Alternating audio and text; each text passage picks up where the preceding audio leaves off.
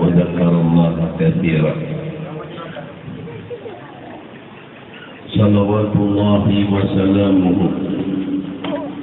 الأتمان الأكملان على سيدنا وحبيبنا وشفيعنا وقرة أعيننا محمد الذي أرسله الله بشيرا ونذيرا وداعيا إلى الله بإذنه وسراجا منيرا،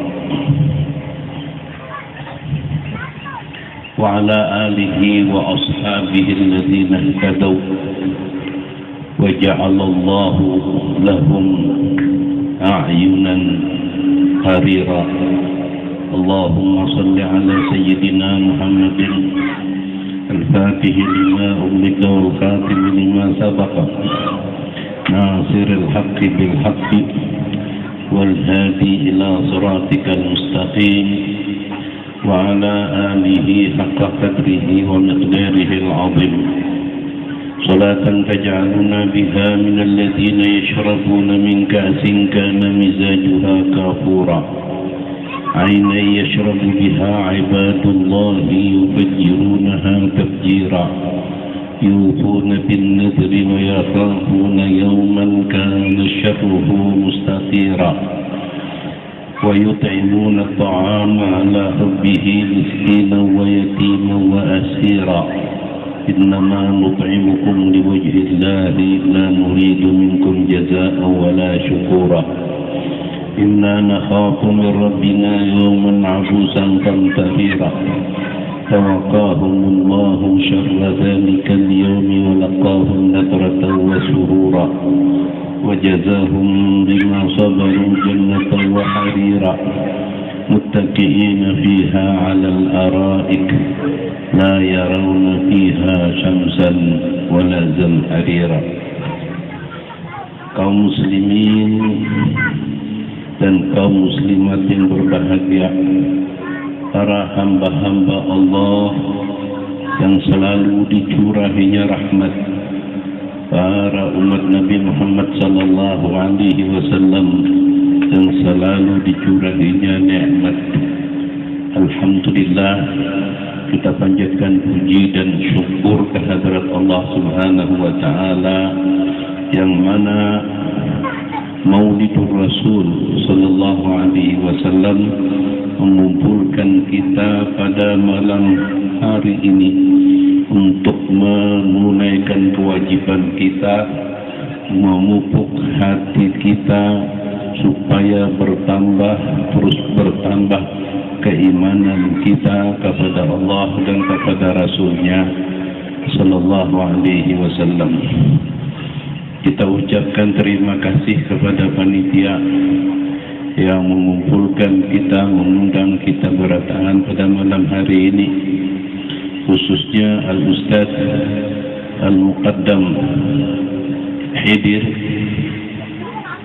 Semoga Allah Subhanahu wa taala memanjangkan umurnya, memberinya kekuatan lahir dan batin, menambahkan ilmu dan iman kepada Allah Subhanahu wa taala, menambahkan segala macam amal saleh. Mudah-mudahan kita dengan pertemuan ini dikumpulkan oleh Allah Subhanahu wa taala di dalam mahabbah lillahi wa fillah, sehingga apabila kita berada suatu masa di padang mahsyar, maka kita ditaruh oleh Allah Ta'ala di bawah arasnya, tidak kumpul dengan kebanyakan orang yang berada di padang mahsyar, tapi berada di bawah naungan arasnya Allah Subhanahu wa Ta'ala, seperti di dalam hadis Nabi sallallahu alaihi wasallam, sab'atun yudhilluhumullah fi dhillihi yawma la dhilla illa dhilluh. Pada suatu hari 7 macam yang dinaungi oleh Allah Subhanahu wa taala dengan naungannya, yang pada hari itu tidak ada kenaungan melainkan kenaungannya Allah Subhanahu wa taala, ialah naungan aras, di antaranya rajulani tahabbani fillah ijtama'a alaihi tafarraqa alaih. Dua macam yang di antaranya rajulani, dua orang laki-laki atau dua orang perempuan yang mereka itu saling cinta mencintai karena Allah.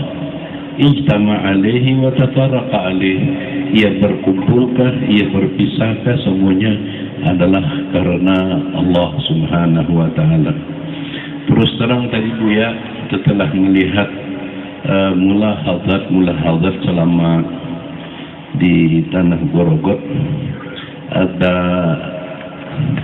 yang perlu diluruskan, yang perlu dibenahi. Maklum murid Syekh radhiyallahu taala anhu adalah murid yang dibimbing untuk mendapat ridha Allah Subhanahu wa taala, sehingga sampai kepada Allah itu tanpa susah dan payah, tanpa harus beruzlah, apalagi masuk halwat, santai-santai. Tapi belum lagi meninggal sudah melihat Rasul Shallallahu Alaihi Wasallam itu dalam keadaan bangun, bukan dalam keadaan mimpi.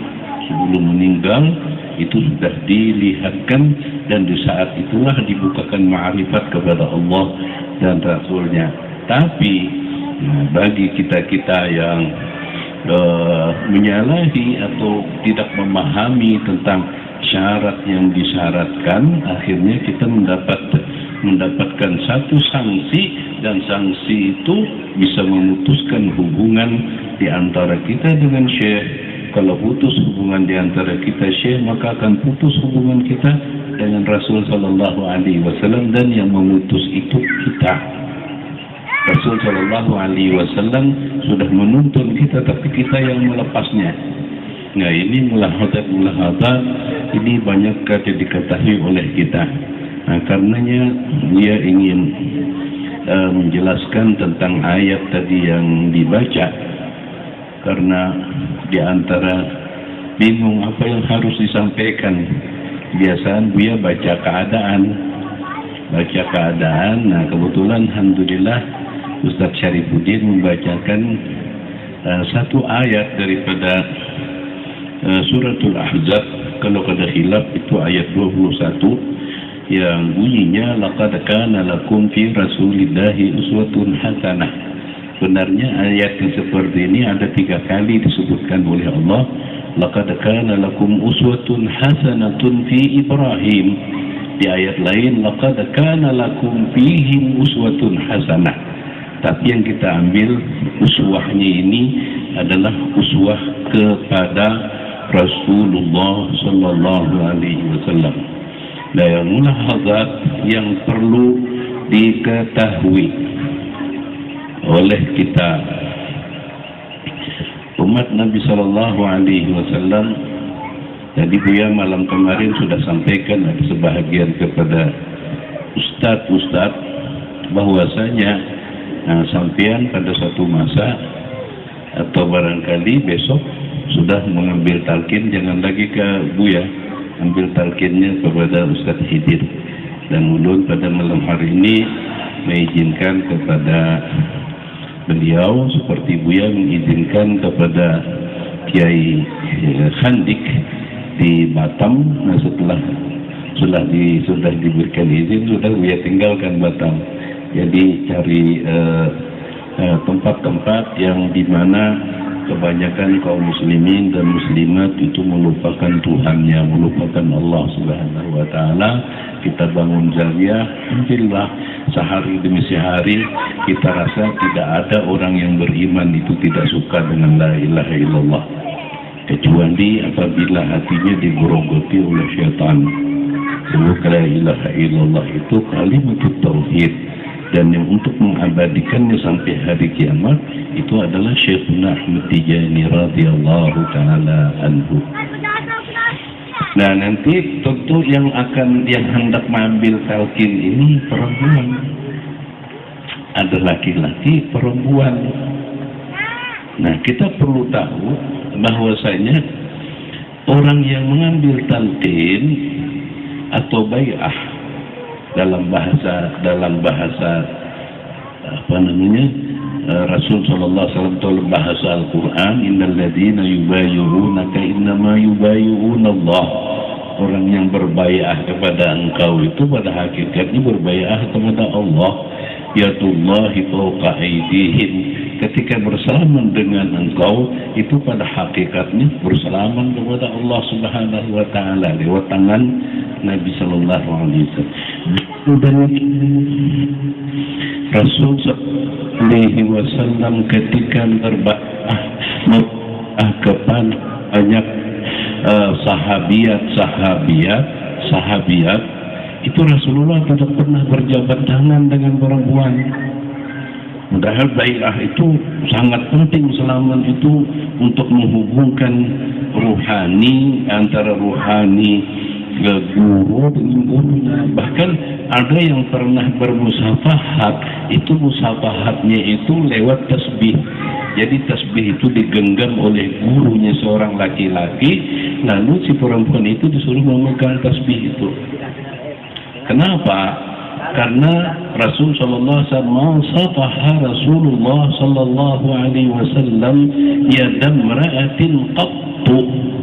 Rasulullah tidak pernah berjabat tangan dengan perempuan selama-lamanya.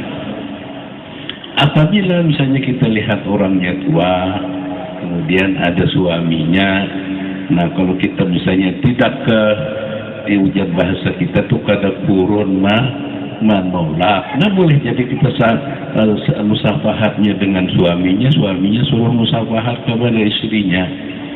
Karena man safahani dakhalal jannah, siapa musafahat dengan aku masuk surga. Au safaha man safahani, atau bermusafahat dengan orang musafahaku. Kada berarti di situ lalu kita uber-uber musafahah ini kepada perempuan-perempuan, dan Rasulullah tidak pernah mengerjakannya. Nah, ini pada suatu masa yang seperti ini akan menjadi fitnah. Nah, kalau kita tidak memegangnya, siapa lagi yang memegang? Itu kita pesankan kepada Ustaz Hidir ataupun siapa-siapa.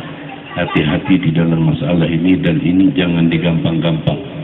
Fitnahnya akan besar, dan sudah banyak ulama-ulama kita coblos masuk penjara itu dikarenakan karena sentuhan-sentuhan ringan.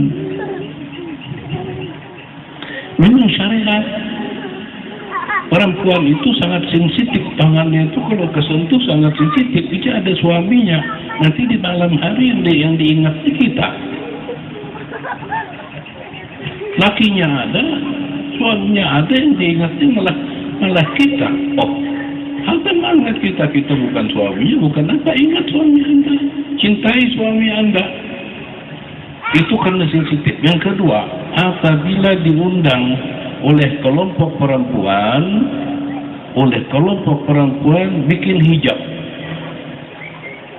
bikin hijab. Perempuan di zaman Rasul sallallahu alaihi wasallam itu apabila berbicara ingin sesuatu kepada Nabi itu memintanya min wara'il hijab, di belakang dinding.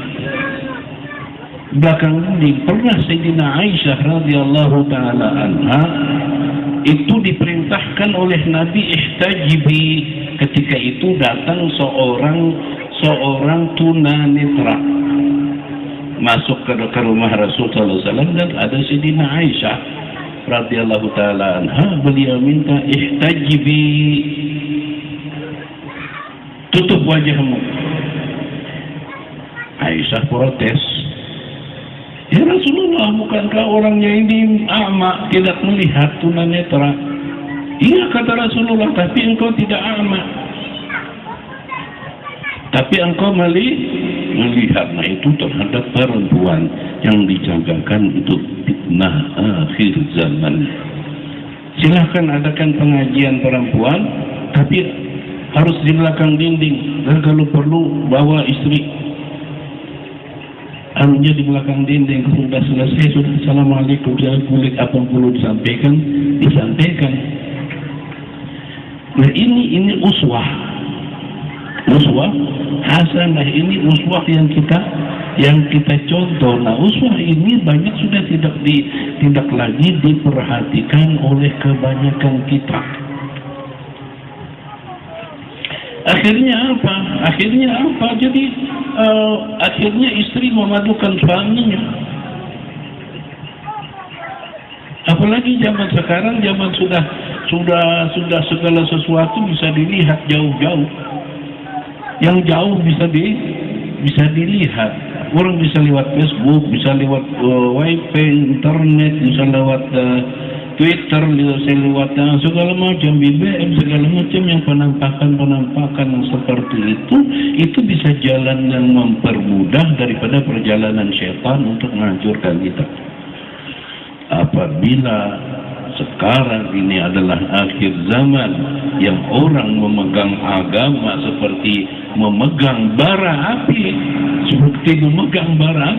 alhamdulillah muridnya Sidi Syekh Mutijani radhiyallahu taala anhu memegang agama seperti memegang es. Di saat-saat orang sulit untuk bangun tengah malam, alhamdulillah kita masih dibimbing. Di saat-saat orang membicarakan tentang fadilat istighfar, alhamdulillah kita beristighfar. Saat-saat orang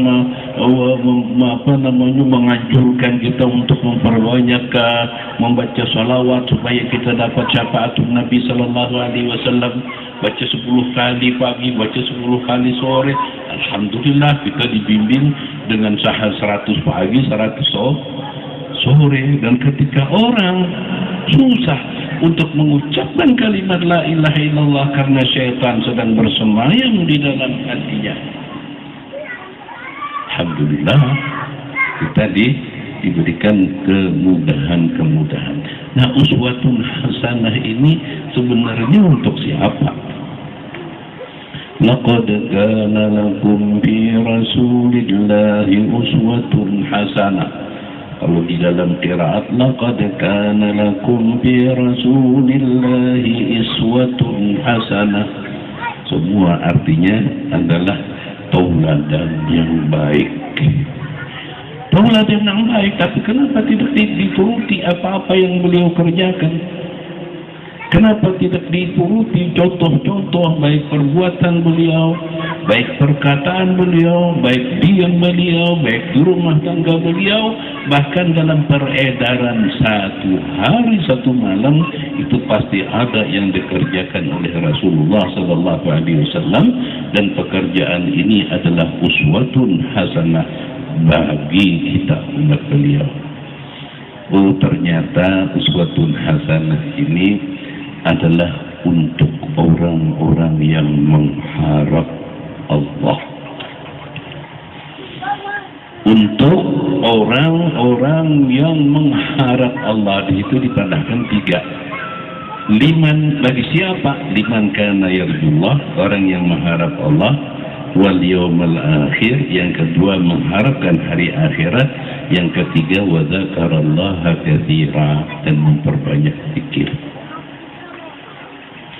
Kaum muslimin dan kaum muslimat yang berbahagia, sebenarnya pengharapan kepada Allah atau mengharap Allah kan beda. Orang yang mengharap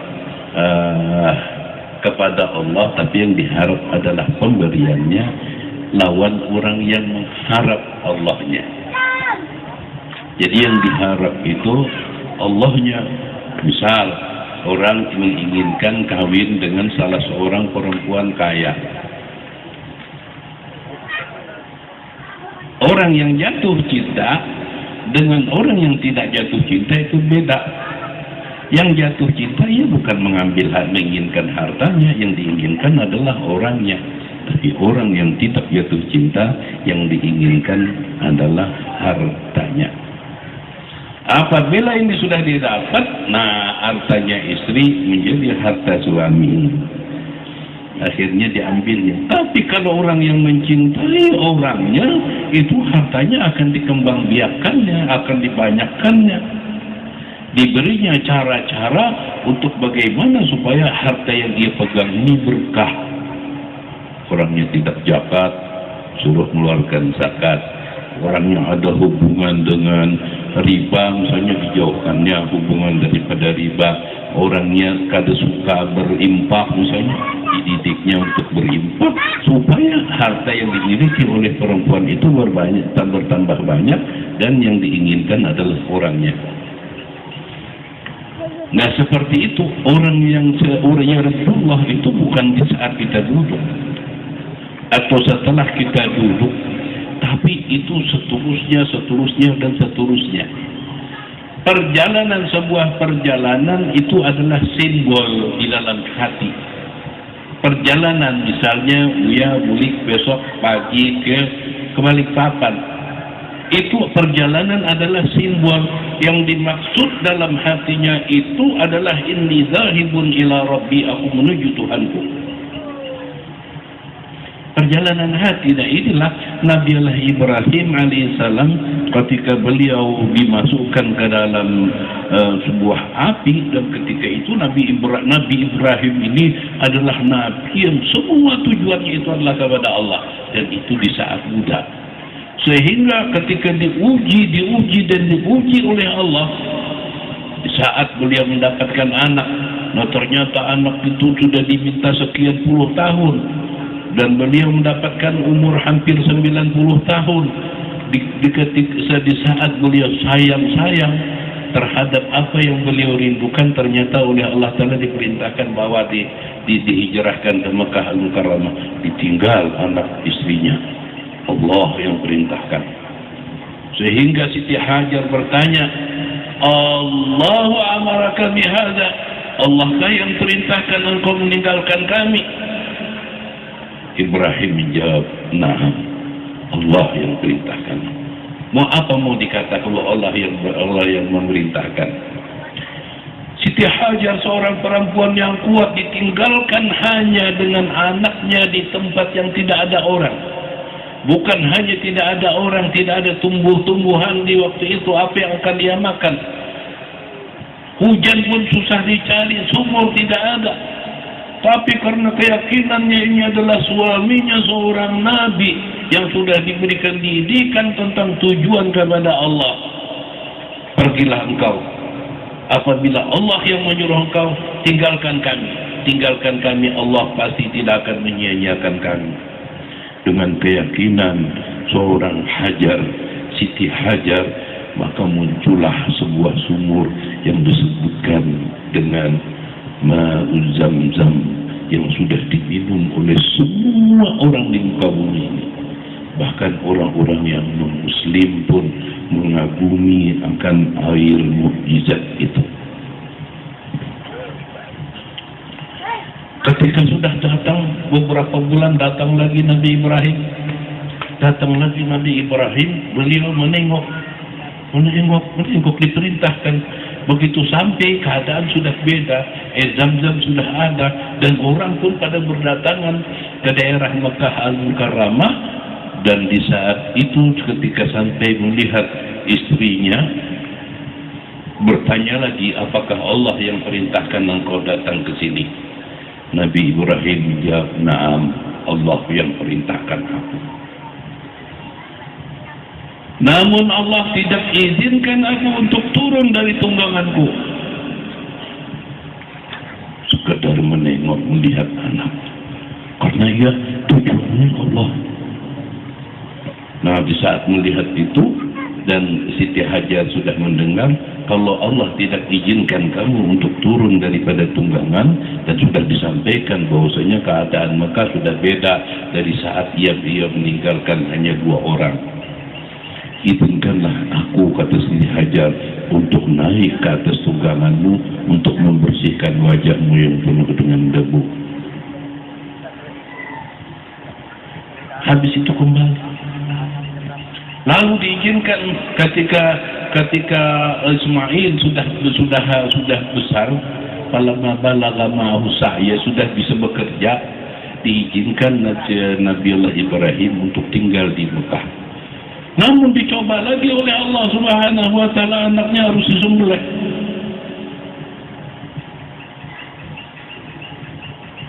Orang yang mantap, yarjullah, yang dia harapkan adalah Allah. Ia laksanakan perintah Allah.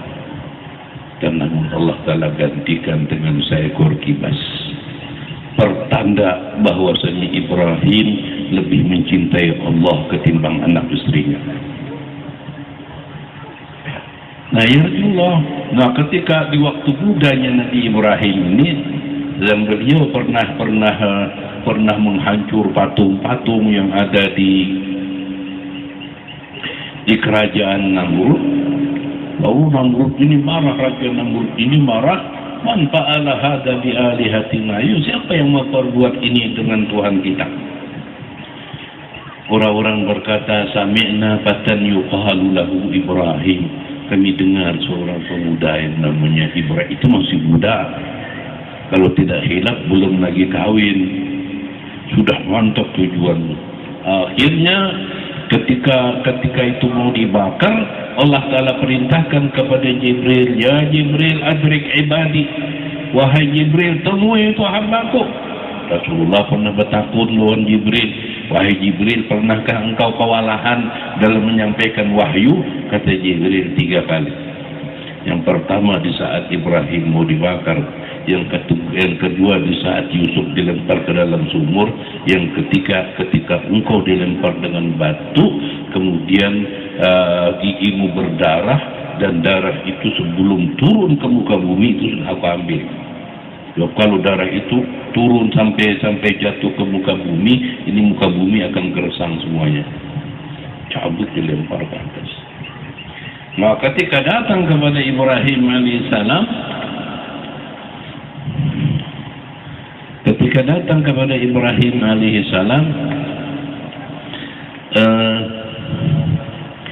Jibril ini bertakun.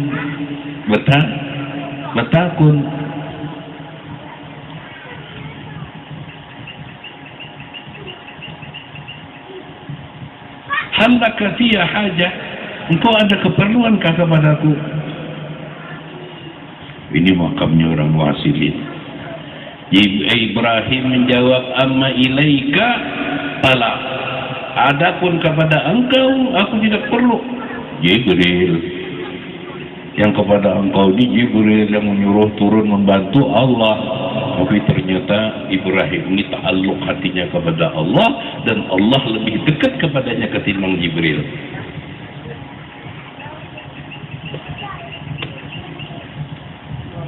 Nah di situ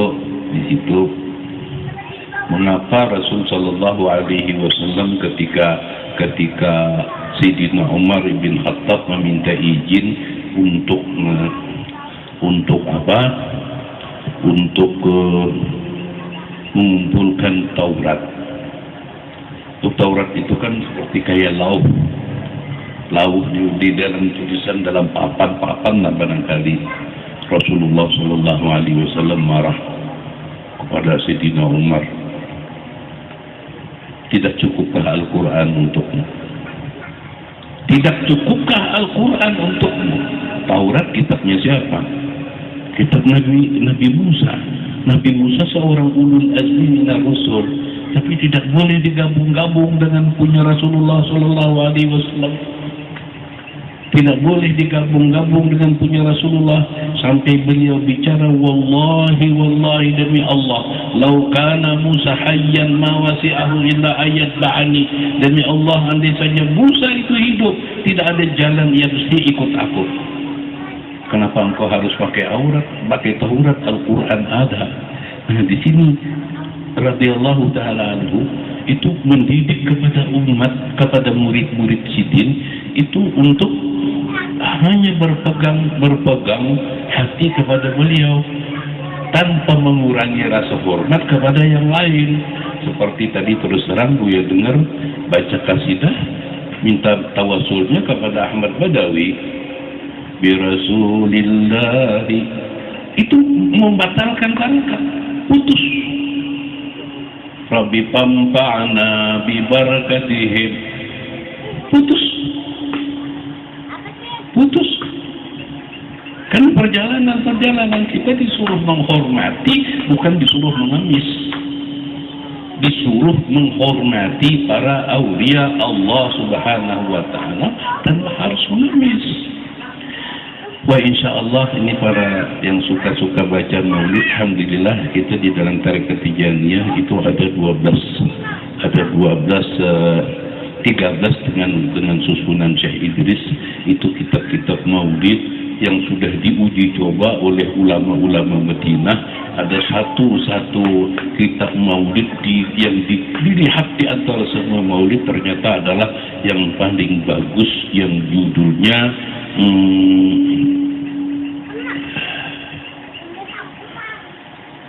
Bulughul Qasdi wal Maram fi Maulidi Sayyidil Anam. Alhamdulillah Buya dapat ijazahnya, kemudian anak beliau pun ada pula yang menyusun maulid. Alhamdulillah ada sebuah kitab yang Buya miliki, dan semuanya itu 30 kurang lebih 32 maulid Nabi kita Sallallahu Alaihi Wasallam, dan itu lebih banyak lagi.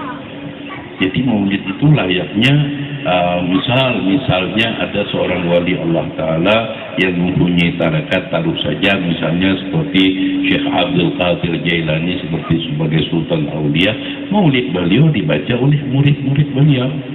Syekh Sulman Al-Madani radhiyallahu ta'ala anhu sebagai wali Allah keturunan Sidina Abu Bakar Siddiq radhiyallahu ta'ala anhu, andai beliau mempunyai maulid beliau dibaca oleh murid-murid beliau. Naqsyabandi misalnya mempunyai kitab-kitab dibaca oleh anak-anak bayi, supaya yang di dalam yang si pembaca ini ta'alluqnya adalah kepada gurunya. Itu sudah aturan yang seperti itu tanpa mengurangi rasa hormat. Kita kadang membaca Taurat, kita kadang bertawasul kepada Nabi Allah Musa, kita kadang mengurangi rasa hormat kita kepada Nabi Musa. Kita cukupkan Nabi kita Muhammad Sallallahu Alaihi Wasallam. Kenapa? Karena tarekat itu dibina untuk mentauhidkan. Apabila kita dengan guru aja sudah dimadu-madu, kemudian kepada Rasul, kemudian digabung-gabung, nah bagaimana kita hendak mentauhidkan dengan tauhid yang baik kepada Allah Subhanahu wa Ta'ala, dan ini harus dipahami oleh pengamal tarekat. Nah, itu ya Allah. Ketika Nabi Ibrahim alaihissalam amma ilaika fala, lalu beliau kembali kepada Allah dengan membaca hasbiyallah wa ni'mal wakil. Engkau ada perlukah kepadaku? Dijawab oleh Nabi Ibrahim, amma ilaika fala, kepada engkau tidak perlu. Kepada Allah engkau perlu apa tidak?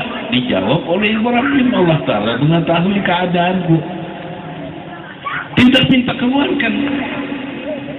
Tapi yang beliau baca hasbiyallah wa ni'mal wakil, cukuplah Allah sebagai apa namanya, sebagai yang serah. Dengan kalimat hasbiyallah, cukuplah Allah, berarti yakin, cukuplah Allah, seperti hasbunallah sayu'tinallah min fadlih, cukuplah Allah sebagai penolong kami dan Ia pasti akan memberi kelebihan kepada kami. Berarti ya yakin. Dengan keyakinannya inilah Allah Ta'ala rubah sifatnya api yang biasanya membakar menjadi api yang sifatnya memberi kenikmatan. Masuk dilempar Nabi Ibrahim ke dalam api itu, Allah Ta'ala perintahkan, ya naruhuni bardan wa salaman ala Ibrahim, wahai api dinginlah engkau dan jadikanlah sejahtera terhadap Ibrahim.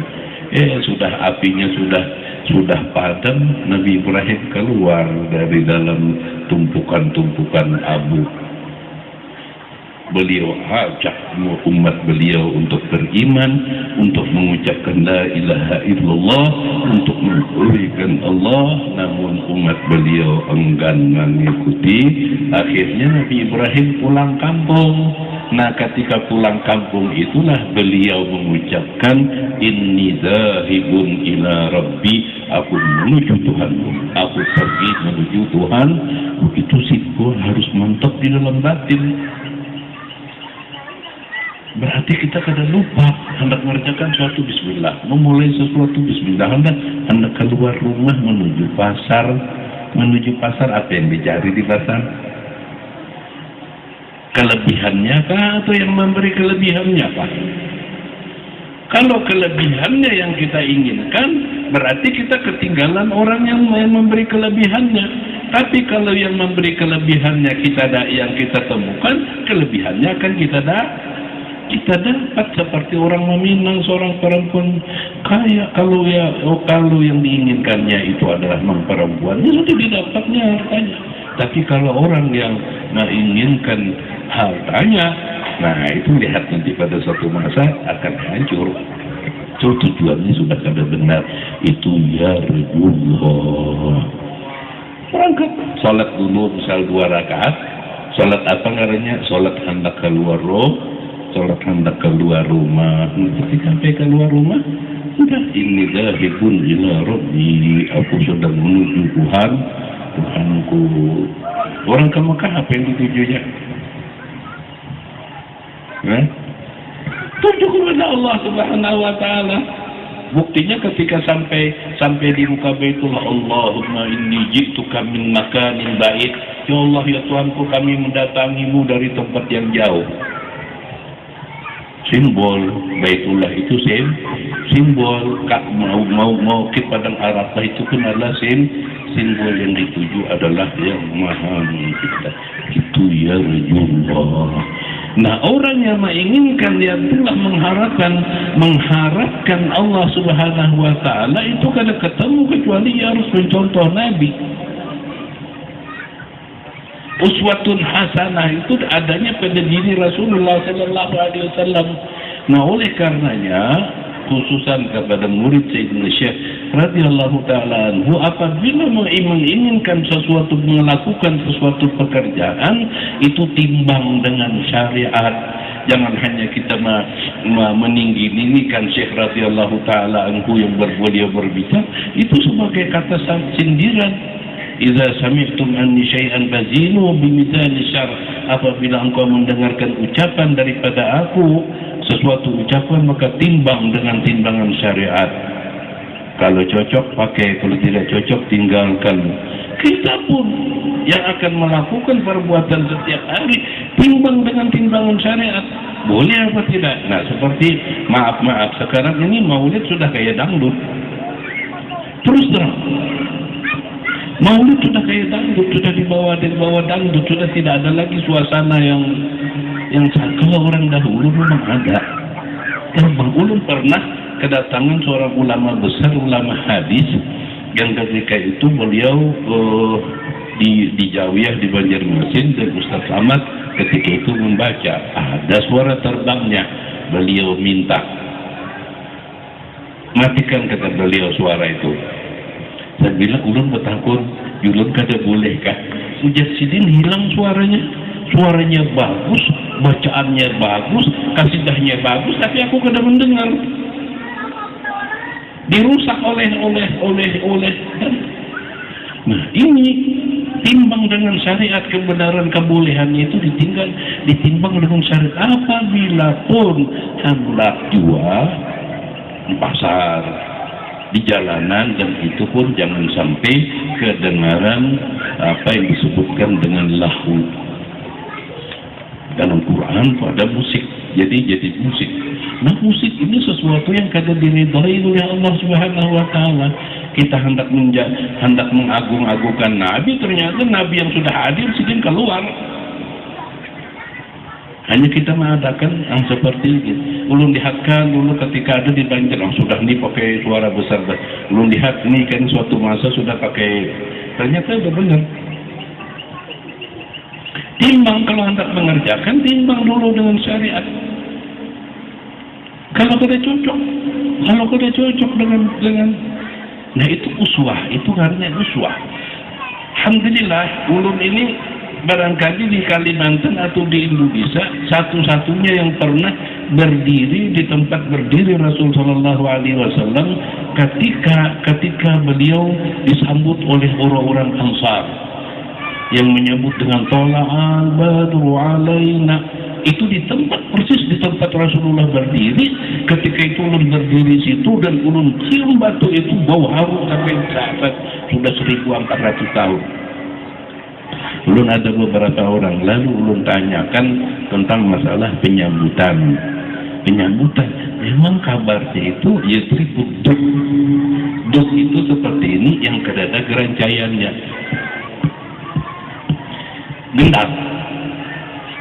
Nah kalau sudah singganalan itu bukan gendang lagi. Apa orang kita nyambut wadribut dipu. Nah tapi di saat itu sidin di jalanan. Di jalanan. Nah setelah sidin aja di Masjidin Nabawi kan tidak pernah ada. Apabila ada itu pun di luar di saat pernikahan. A'linun nikah fil masajid wadribu 'alaiha dzukub. A'linun nikah, beritakan pernikahan itu di masjid. Nikahnya itu di masjid, nah supaya orang pada tahu, jadi kada fitnah. Nah kalau seorang perempuan berjalan berduaan misalnya nikahnya kada ada, undangannya kada ada, apa segala macam kada ada, kan jadi fitnah.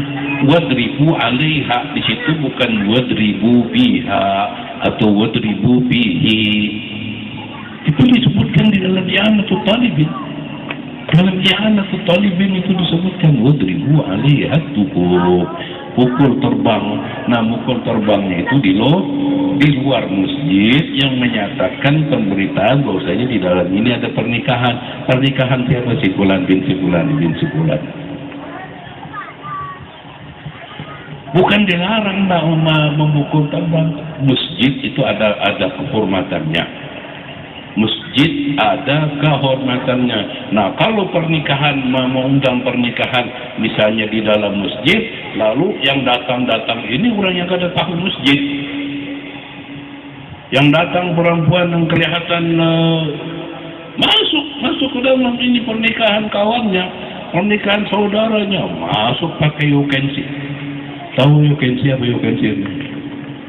Yukensi. Hah? Tahu yukensi? Engkau lihat ketiakku. Pakai baju tali dadayan, masuk ke dalam masjid. Akhirnya ya tahiyatul masjid hilang. Berwudu, kalau kada berwudu lagi masuk masjid. Tahiyatul masjidnya hilang. Sudah, kalau ada masjid-masjid seperti itu, mohon kepada panitia sudah tidak ada pernikahan di masjid. Hendak mengikuti sunnah, tapi yang dikerjakan yang haram, malah bantu undangan lagi untuk melakukan yang haram.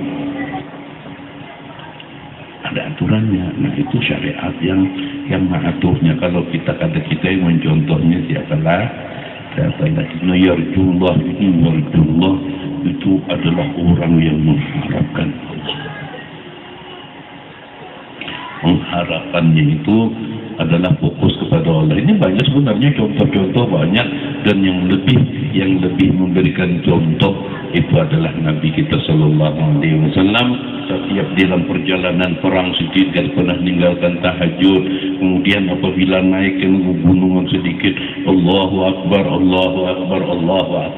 itu menunjukkan bahwasanya Rasul Sallallahu Alaihi Wasallam itu yang dituju situ adalah Allah Subhanahu Wa Taala.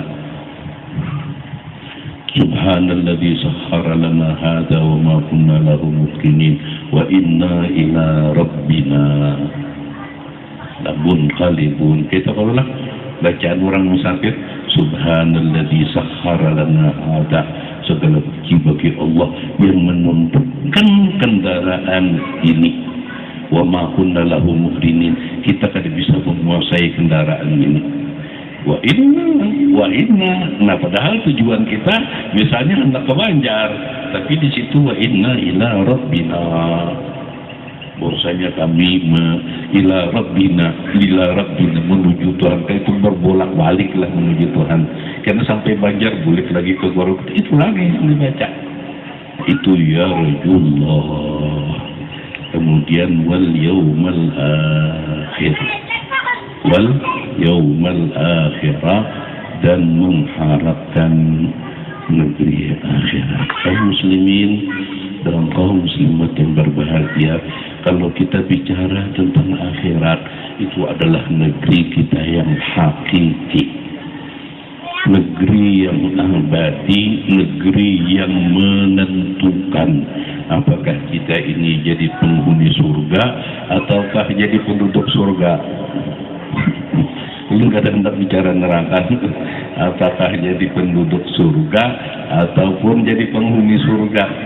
Karena Nabi Shallallahu Alaihi Wasallam sendiri banyak menyebutkan kullu ummati yadkhulunal jannata illa man aba. Semua umatku masuk surga kecuali orang yang kada mau. Sahabat bertakut, man ya Rasulullah, siapa orang yang kada mau masuk surga ya Rasulullah? Man ata'ani dakhalal jannah. Siapa yang mentaati aku masuk surga, wa man asani, apa jawabnya? Dan siapa yang mendurhakai aku, beliau kada sebut masuk neraka.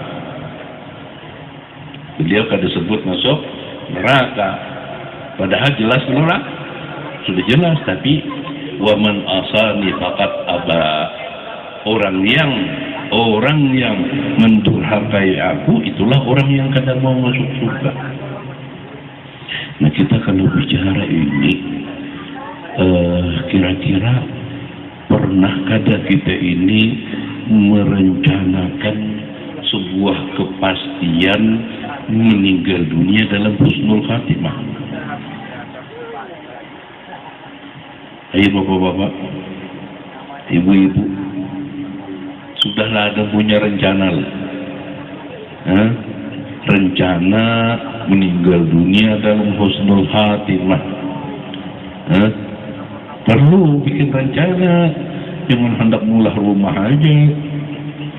Silahkan mulah rumah, tapi rencanakan meninggal dalam husnul khatimah. Nah, sesudah itu pernahkah kita berencana menjadikan kuburan yang ukurannya semeter kali 2 meter itu disulap menjadi taman surga?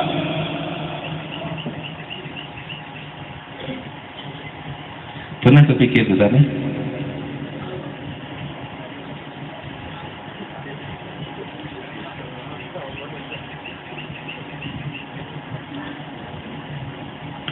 Masuk dalam surga, senang. Seperti sahabat Abu Dzarrin Al-Ghifari ketika ditanya oleh Rasulullah, apa yang engkau suka wahai Abu Dzarrin Al-Ghifari? Orang yang suka baik-baik, tapi Abu Dzarrin Al-Ghifari ulun suka garing, ulun suka lapar, suka garing dan suka kematian. Oh, Rasulullah takut, kenapa jadi engkau suka yang demikian itu? Sekalinya ketika lapar itu melembutkan hatiku, ketika garing itu meringankan dosaku, ketika mati aku bertemu dengan Tuhanku.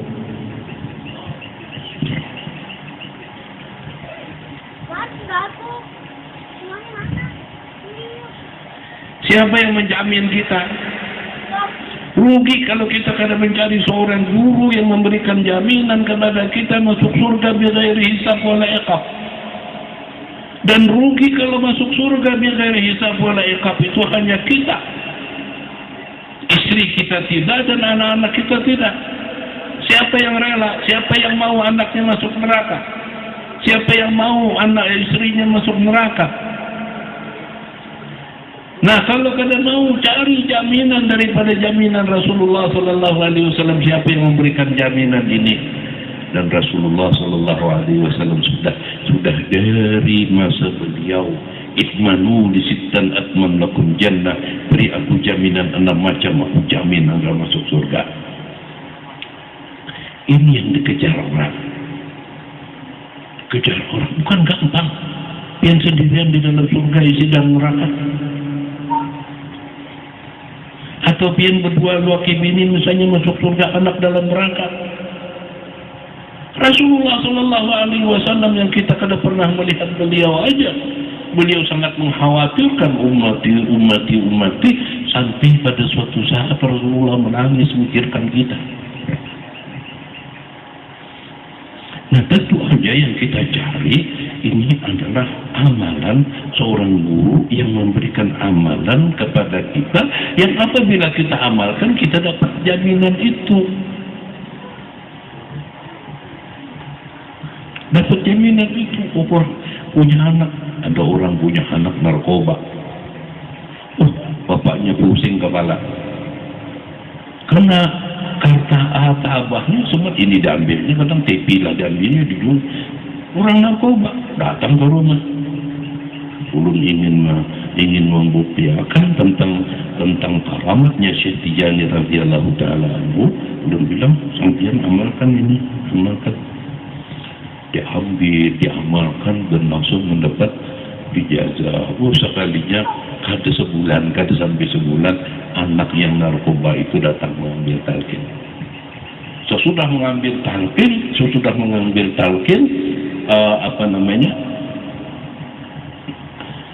kawan-kawan yang suka datang jadi muas-wasi, menghantui segala macam. Kita beri lagi 10 berulang 7, diamalkan kamu 10 berulang 7. Setelah diamalkan 10 berulang 7, itu pada berani lagi yang datang ganggu, dan sampai sekarang ini mulazamah, masya Allah, tabarakallah, dan orang tuanya sudah meninggal dan sudah menyampaikan kepada keluarganya bahwa saja dia nyaman hidupnya. Kayak apakah dia nyaman? Istighfar diamalkan setiap hari, dan Allah sudah menjanjikan kelebihan istighfar. Barang siapa yang ingin menyenangkan dirinya ketika melihat lembaran-lembaran suratannya, hendaklah ia merutinkan istighfar. Wa anistaghfiru rabbakum tsumma tubu ilaihi yumatti'ukum mata'an hasanah. Hendaklah kamu beristighfar dan bertaubat kepada Allah, pasti Allah akan memberikan kamu kesenangan yang bagus. Tambah lagi masalah rezeki, masalah itu orang ada kesulitan mencari rezeki. Ternyata malah rezeki yang sulit mencari kita. Rezeki yang mengejar-ngejar kita, itu kelebihan istighfar. Salawat apabila 10 kali aja kita amalkan, kita ambil ijazatnya dari orang yang itu, kita sudah mendapat syafaat Rasul sallallahu alaihi wasallam. Nah, terus terang kita pada menyiapkan, belum berencana ke arah itu, dan kita pun belum berencana untuk membuat sebuah rumah abadi, sebuah istana abadi yang apabila kita masuk ke dalamnya berarti kita masuk ke dalam taman-taman surga. Apabila sudah masuk kita ke dalam taman surga, sudah kita kadang-kadang diberikan wewangian surga dari Allah, dilihatkan lagi. Al-qabru ya imma hufratun min hufarin niran, wa imma rawdatun min riyadil jannah. Kuburan itu barangkali ya sebagai taman-taman surga atau lubang neraka.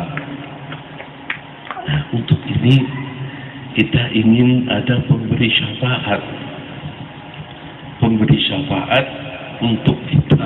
Ini Nabi kita ini benar-benar sayang dengan kita, cuma kita aja dan melupakan sidin. Kadang-kadang kita baca selawat aja lupa lawan kebaikan sidin, lupa lawan keindahan sidin, lupa dengan kebesaran sidin. Padahal nama beliau Muhammad, selezat-lezat nama yang kita sebut, harusnya kita hadirkan sampai keagungannya, keindahan Rasulullah sallallahu alaihi wasallam itu tajalla di dalam hati kita. Kita kemana Rasulullah bersama kita jadikan hati dan ruh kita ini sebagai singgasana beliau, dan singgasana ini akan memancarkan syafaat kepada orang lain lagi. Wajarlah kalau bapaknya baik, istrinya baik, anaknya dapat syafaat dengan sebab orang tuanya, orang yang hafal Quran. Yang anak yang hafal Quran itu memberi syafaat kepada 10 keluarganya, padahal keluarganya itu sudah dipastikan orang penduduk ahli neraka. Diberi syafaat oleh anak. Al-Quran, as-sawm wal-siyam wal-Quran yashfa'ani. Al-Quran dan puasa itu akan memberi syafaat kepada kita. Nah, itu didikan Nabi kita Muhammad sallallahu alaihi wasallam, dan tidak inginkah kita memantulkan cahaya rahmatan lil alamin. Ibarat beliau itu matahari, kita sinarkan, kita terima oleh hati kita, kemudian kita pantulkan lagi kepada umat Nabi Muhammad sallallahu alaihi wasallam. Kalau kita bicara syafaat, syafaat Rasulullah ini ada disebutkan dengan syafaatul uzma. Ketika itu ada di antara orang yang ada diandak Tuhan di bawah aras. Nah, diandak Tuhan di padang mahsyar. Padang mahsyar ketika itu sudah diganti, bumi ini diganti. Yawma tubaddalul ardu ghairal ardi was samawati wa barazu lillahil wahidil qahhar. Bumi ini sudah diganti dengan bumi yang lain, itu pun langit itu gulung-gulung dan matahari ketika itu di atas kepala kita. Di saat kepanasan mau kemana kita mencari minum? Kemana kita hendak mencari minum? Di saat ada di antara penduduk mahsyar itu daripada kedatahannya mereka itu menghadapi panas, syiddah panasnya itu, mereka sampai meminta kepada Allah supaya dijerumuskan ke dalam neraka. Kedatahan. Jangankan itu, orang ketika bumi ini ditabrakkan dengan planet lain. Inna zalzalati sa'ati syai'un 'azim. Bahwasanya gempa pada hari kiamat itu sesuatu yang sangat dahsyat. Dan kita lihat orang pada seperti mabuk. Yauma tarawna kullu murdi'ah. Ketika kita lihat orang dalam keadaan mabuk dan orang yang hamil menggugurkan anaknya, orang sedang menyusui, lupa ia kepada likulli imri'in yauma idzin sya'nu yughni. Semua orang itu mengurusi dirinya. Kada mau tahu lagi ini anak ini siapa, kada tahu lagi. Dahsyat. Maka disitulah orang yang mulai dijadikan Allah mulai zaman Nabi Adam sampai hari kiamat itu dikumpulkan, melainkan orang yang diandak di bawah aras. Jadi ada yang di mahsyarnya itu mahsyar yang seperti umum, ada mahsyar yang karena sesuai dengan amalannya diandak di bawah aras. Yang di bawah aras ini yang nyaman. Ya, kita bicara orang yang di bawah ini lalu hendak mencari syafaat. Sudah ditahan lagi. Ayo kita pergi cari orang yang bisa memberi syafaat.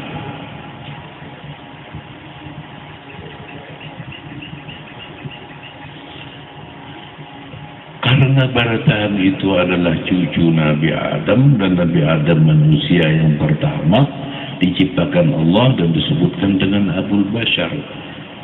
Tulakan ini berjurutan datang memberi syafaat. Sementara kita sendiri kada pernah mengerjakan sesuatu yang bisa menjadikan kita itu mendapat syafaat.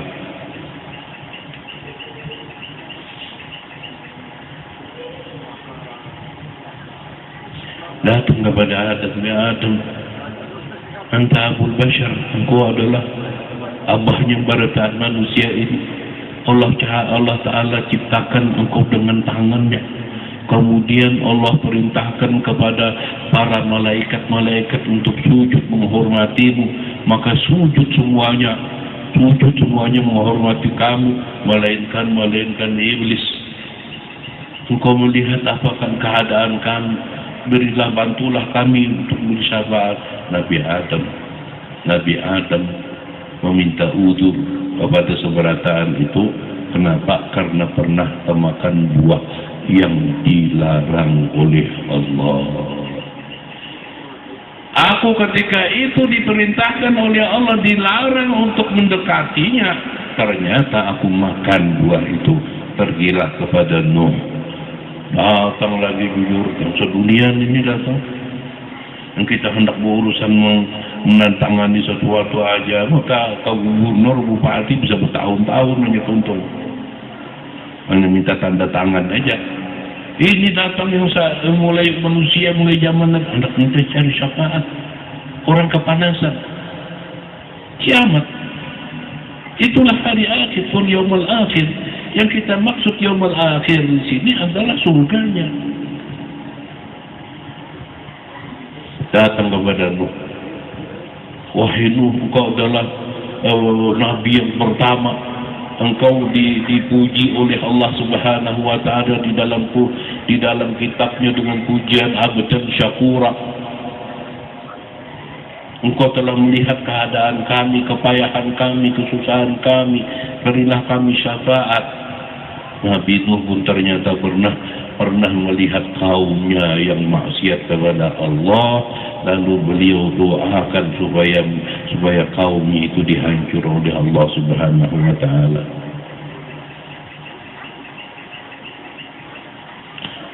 Mintalah kepada Ibrahim, tulakan lagi kepada Ibrahim. Nabi Ibrahim pun disebutkan begini. Akhirnya Nabi Ibrahim meminta uzur karena pernah berdusta. Padahal dusta beliau itu adalah tauriah. Dusta kada benar-benaran, tapi pada hak Nabi lain lagi. Dusta apa? Ketika beliau ditanya oleh kaumnya di dalam suratul Anbiya itu disebutkan,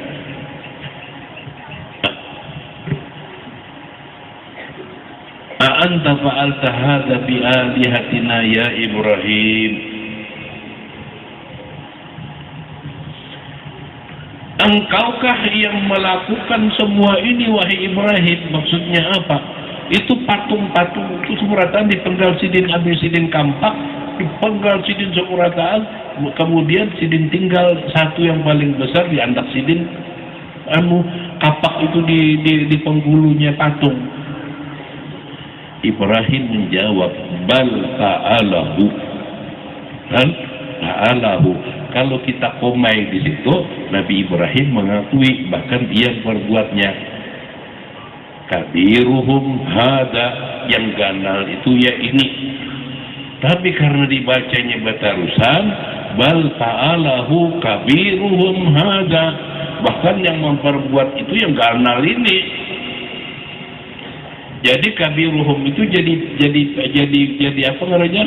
Jadi fa'il daripada fa'alahu. Bahkan memperbuatnya besar ini, padahal maksudnya bal fa'alahu. Bahkan dia memperbuatnya. Kabiruhum aja, patung yang gandal itu ya ini. Itu menjadikan Nabi Ibrahim kata kaum beri syafaat.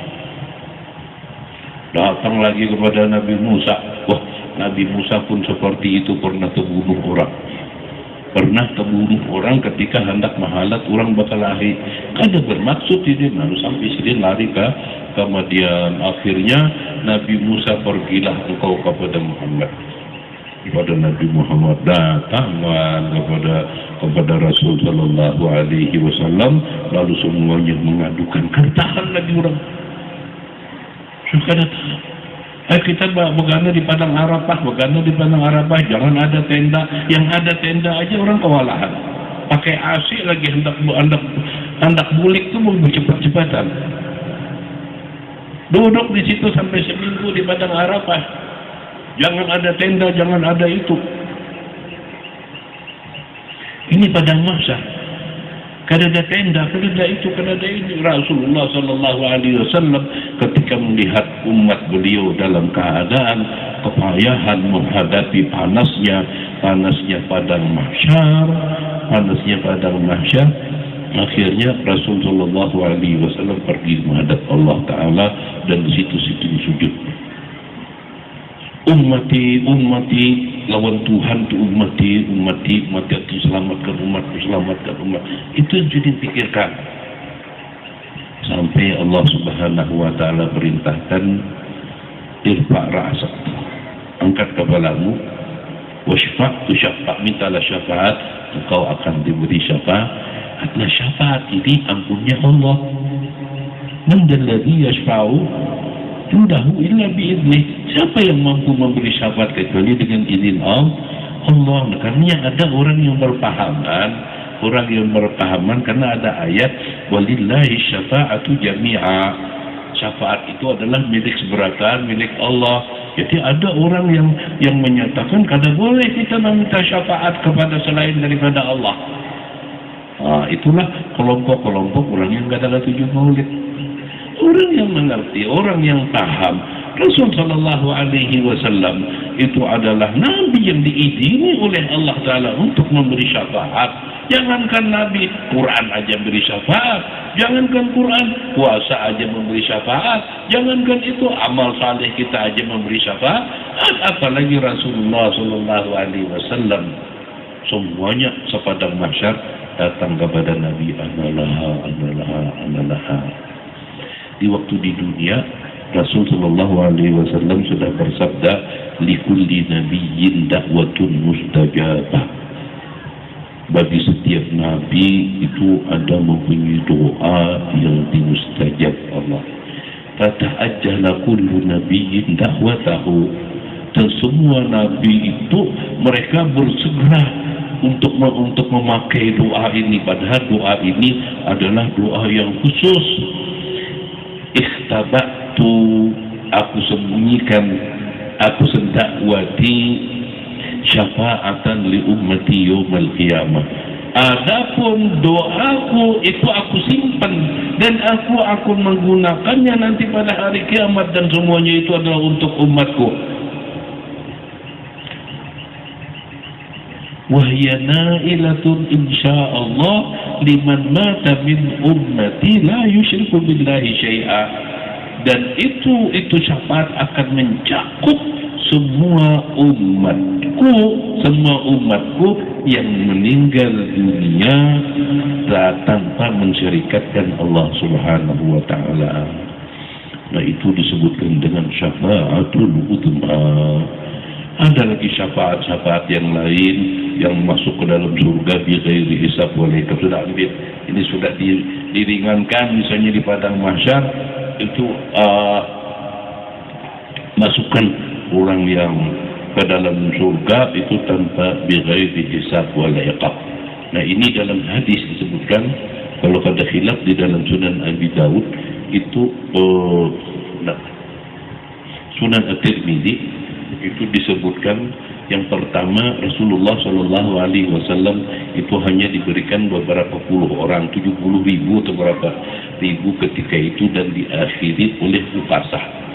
Jadi semua para sahabat, ya Rasulullah isba'ni yaumil qiyamah, langsung minta. Kada minta Allah, ya Allah ya Tuhanku berilah aku syafaat Rasulullah. Ada langsung berkata Allah Nabi, ya Rasulullah kena berilah syafaat. Apa ajar Nabi, inni fa'ilun insyaallah. Oh, datang lagi yang lain, mereka kadang mengandalkan amal. Ya Rasulullah kena berilah syafaat. Ya Rasulullah inni fa'ilun insyaallah. Sampai kepada Ukasah yang terakhir, datang lagi yang lain hendak meminta lagi kepada Rasulullah SAW. Sabakakan Ukasah, engkau sudah didahului oleh Ukasah. Nah, sudah habis. Nah, oleh karena umat Rasul Sallallahu Alaihi Wasallam banyak, 70.000 ini kada cukup. 70.000 ini kada cukup. Minta lagi kepada Allah Subhanahu Wa Taala supaya bisa memberi syafaat lebih banyak, diberi lagi oleh Allah Subhanahu Wa Taala dengan setiap orang daripada 70.000 ditambah 70.000. Berarti 70.000 kali 70.000 4.900.000.000 itu yang akan masuk ke dalam surga bighairi hisab. Oh, ternyata Rasulullah masih perhatian lagi kepada umat beliau. Sebab umat beliau banyak. Yang sekarang ini aja umat muslim sudah 1.600.000.000.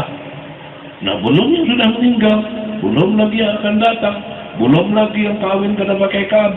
Tembus alhasil banyak umat beliau 4 miliar itu sedikit.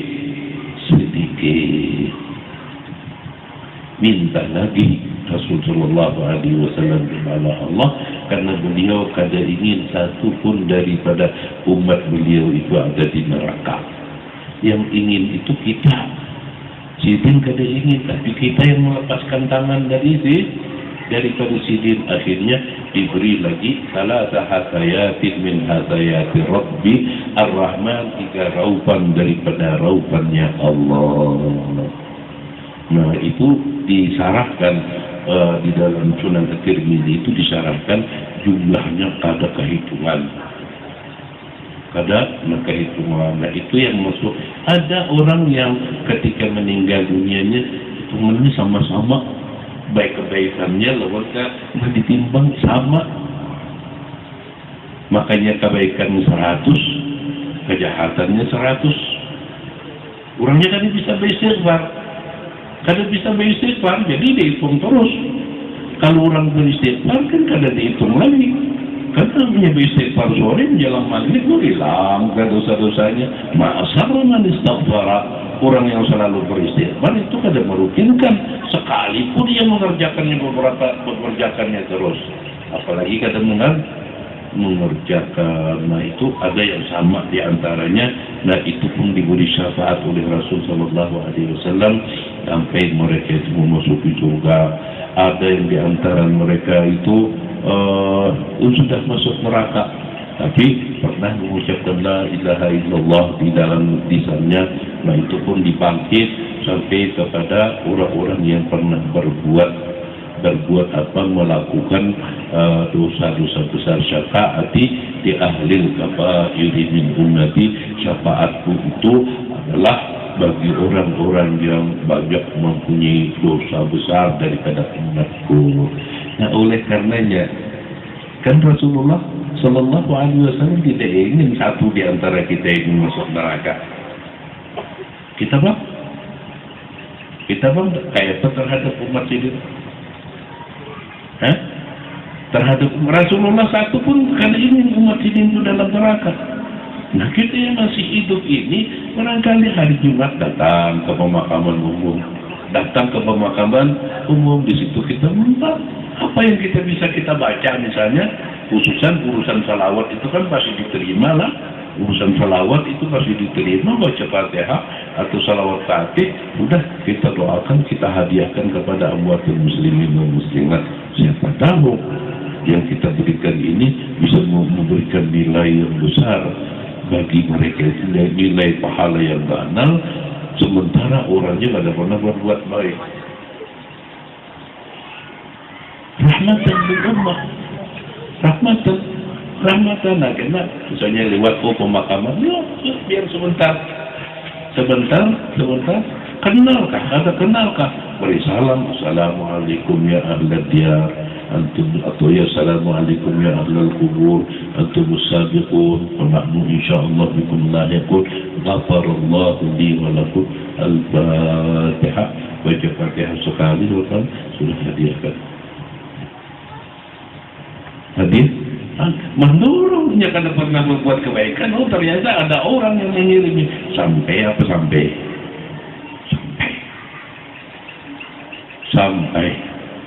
yang menyampaikan kepada kita, yang menyampaikan itu Allah. Kita meminta kepada Allah sebagai rahmat. Buktinya palapah kurma aja diandak di atas kuburan meringankan kepada makam. Harus paham. Jangan lalu kita hendak meringankan, lalu kita kirim palapah kurma dari Mekah, bawa sebanyak-banyaknya hendak di atas kuburan. Palapah kurma itu meringankan. Rasul Sallallahu Alaihi Wasallam pernah melewati kuburan itu sampai menit. Lalu Rasulullah menceritakan bahwasanya orang yang di dalam kuburan ini sedang disiksa oleh Allah Ta'ala dengan sebab yang satu ketujuh menggunjing orang, yang satu istinjanya kada benar. Lalu Rasulullah mengambil palapah kurma yang basah, diandak di atas itu. Jadi kalau itu sampai, masa palapah kurma lebih baik daripada suratul Ikhlas. Suratul Ikhlas adalah lewati, kalinya ada lewat, itu bertanding sanad kita. Kita sudah mengatakan wa nahnu insyaallah bikum lahiqun, kami nanti akan mendatangi kamu. Ingat betul, ada kuburan tidak. Kalau misalnya dalam perjalanan lihat di dalam mobil ke depan berhenti sumat atau sambil baca, beri salam. Ini cara untuk kita memintakan ampun. Ghafarallahu li wa lakum. Semoga Allah memberikan ampunan bagi aku. Oh, siapa tahu kena sudah di hari kiamat pertemuan. Pertemuan sekalinya terima kasih dia mengirimkan ini.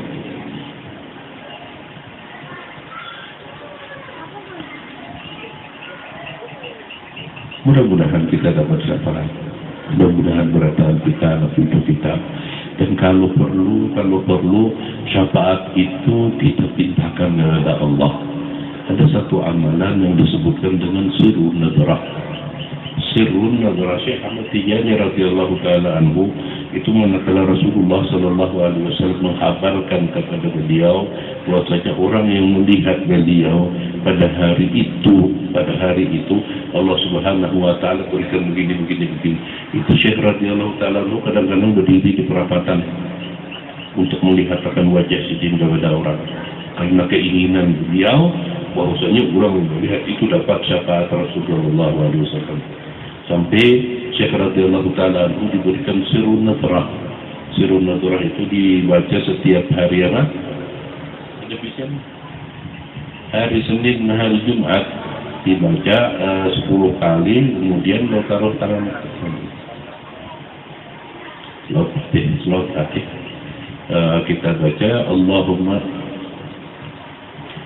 ij'al habibi sayyidina Muhammadin sallallahu alaihi wasallam radiyan alayya wa la taj'alhu sakitan alayya. Ya Allah, jadikanlah kekasih Muhammad itu beliau ridha terhadapku dan jangan marah beliau terhadapku. Washfa'hu fiyya wa fi kulli man yarani fi hadzal yawm min ummati rasulillah mimman yashhadu an la ilaha illallah wa anna muhammadar yawmul akhir. Dan jadikanlah dan jadi wasfa'hu fiyya, dan jadikanlah Rasul sallallahu alaihi wasallam memberi syafaat kepadaku dan kepada orang yang melihat wajahku dan kepada orang yang beriman kepada Allah dan pada hari kiamat. Setiap pagi dia bukan, insyaallah kan suatu masa belum dijadikan itu. Mudah-mudahan, siapa tahu kita berkeinginan karena Rasulullah menginginkan. Nah, ternyata syafaat ini yang paling beruntung itu adalah wa dzakarallaha katsira. Wa dzakarallahu katsira. Rasulullah pernah ditanya, man as'adun nasi bi syafa'atika ya Rasul? As'adun nasa bi syafa'ati yaumil qiyamah. Orang yang paling beruntung mendapat syafaatku pada hari kiamat itu adalah orang yang merutinkan la ilaha illallah. Tauhid. Maka di situ wa dzakarallaha katsira, memperbanyak zikir. Nah, dzakarallaha katsira ini kalau di dalam kitab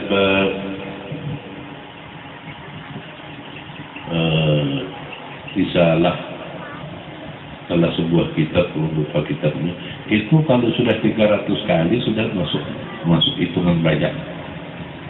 Cuma jarang-jarang orang hampir kada ada lagi sudah yang merutinkan itu. Padahal itu kalimat tauhid. Alhamdulillah Zawiyah Tijaniyah sudah menyebar di seluruh Indonesia sampai ke mana-mana sudah semuanya itu karena kalimat ini. Kalau kita meninggal dunia membaca la ilaha illallah, masuk surga kada? Masuk surga, tapi kada terbaca. Kada terbaca karena apa? Karena kada dirutinkan. Masa membacanya di waktu kita di dalam apa namanya? Dalam mungkin. Yang rasa kada sadar, dalam sakit, dalam huru hara, hati dipenuhi oleh syaitan. Kada terbaca. Banyak orang yang ketika hendak ditalkin malah diusirnya tukang talkin, setannya.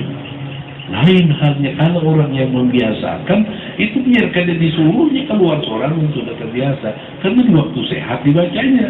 Masa membacanya di waktu garing? Mbah itu ditalkinnya sudah dalam alam kubur aja bertalkin. Talkin apa dalam kubur? Orang yang bertalkin itu talkin ulang karena di dunia sudah bertalkin. Sudah di dalam ulun kan jadi takdir minta orang untuk mentalkinkan mayit. Terus ulun tolak. Kenapa ulun tolak? Ulun menalkin yang hidup-hidupnya aja. Yang mati-matinya silahkan orang lain. Nah, ulun anak menalkin roh. Waktu hidup ya kada mau betalkin, masa betalkin mau mati. Akhirnya orang paham. Jadi kada wani lagi mengeong-ngeong. Nambah kerjaan dulu, pekerjaan dulu sudah banyak, gawe ini, nama nalkin itu dulu. Kurang-kurangnya dalam tanah lagi. Siapa yang bisa menalkinnya dalam tanah orang? Nyaman, gampang aja. Apabila datang kepada engkau dua orang malaikat, maka ia adalah makhluk seperti engkau, maka janganlah engkau takut, janganlah engkau gentar. Tukang talkinnya tidak pernah melihat. Nyaman menyuruh. Fala tarabah, janganlah engkau getar. Kada gampangan melihat malaikat mungkar wa nakir di tangannya cemeti daripada neraka. Man rabbuka.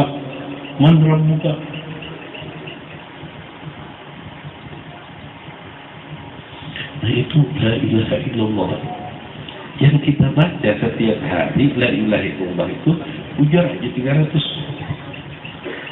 ini, Masya Allah tabarakallah. Itu pun kalau kada ada yang menahani akan kada tahan kita. Kenapa? Karena la ilaha illallah ini menurut Nabi SAW satunya ditaruh di sebuah neraca, dan yang satu dan dunia lawan isi-isinya, langit dan bumi ditaruh satu neraca. Itu berat la ilaha illallah.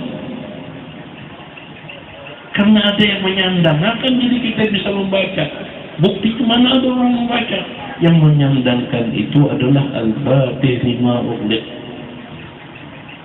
Rasulullah SAW menyandangkan, makanya kita tahan.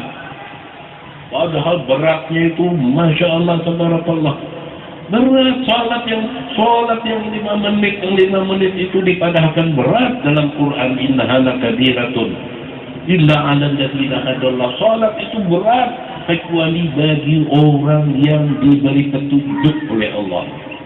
Ya kalau salat kada ingat, jangan ada berat. Kalau salat 5 menit. Tapi kenapa banyak orang kadang mengerjakan? Karena kadang mampu. Nah, kemampuan inilah yang dicari. Ya, zikir yang 100 itu seperti makanan. Kalau kita sudah makan kan ada santapan rohani, ada santapan jasmani. Nah, seperti kita habis makan kan kerasaan kenyangnya cukup kesan subuh. Habis subuh kita pulang, apakah kita makan pulang? Cukup kesan tengah hari. Seperti itu zikir. Namun zikir di sini bukan zikrul ghafilin, bukan zikir orang lupa. Zikir di sini adalah zikir yang bersumber daripada kekuatan Rasul sallallahu alaihi wasallam, dan beliau yang bersabda, "Afdalu ma qultu ana wan nabiyyuna min qabli la ilaha illallah."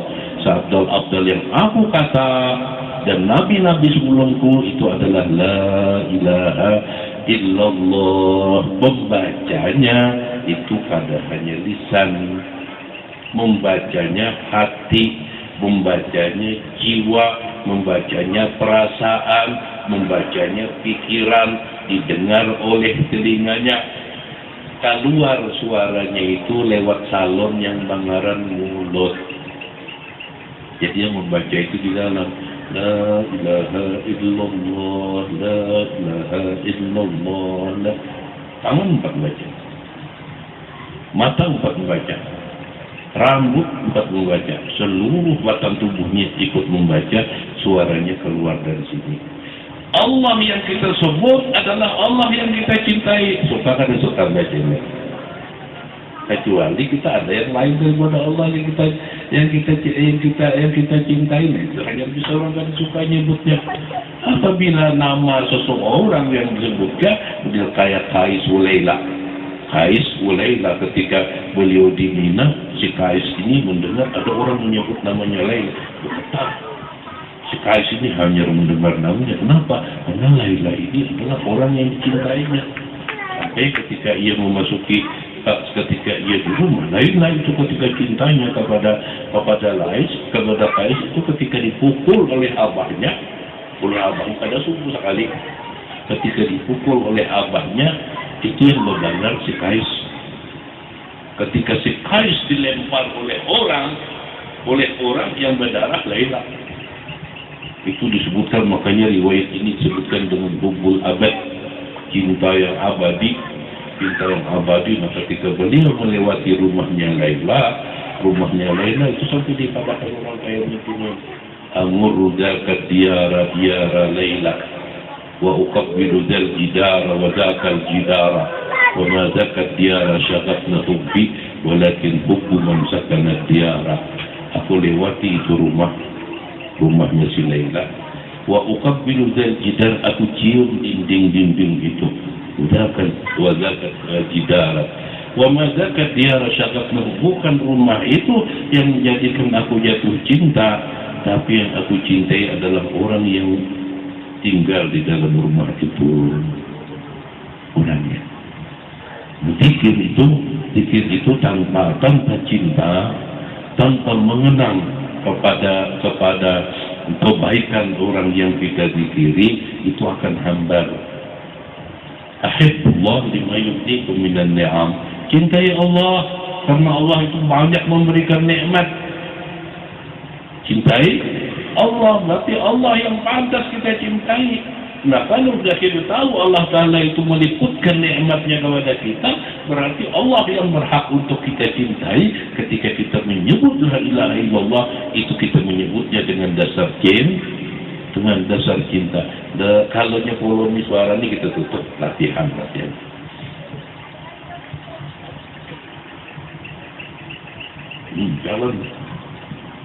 Jalan tutup polemik. Nah, kalau kita waktu zikir kan kada boleh ditutup. La ilaha illallah, la mata ikut baca. Adapun rambut, sumsum segala macam tulang itu ikut membaca.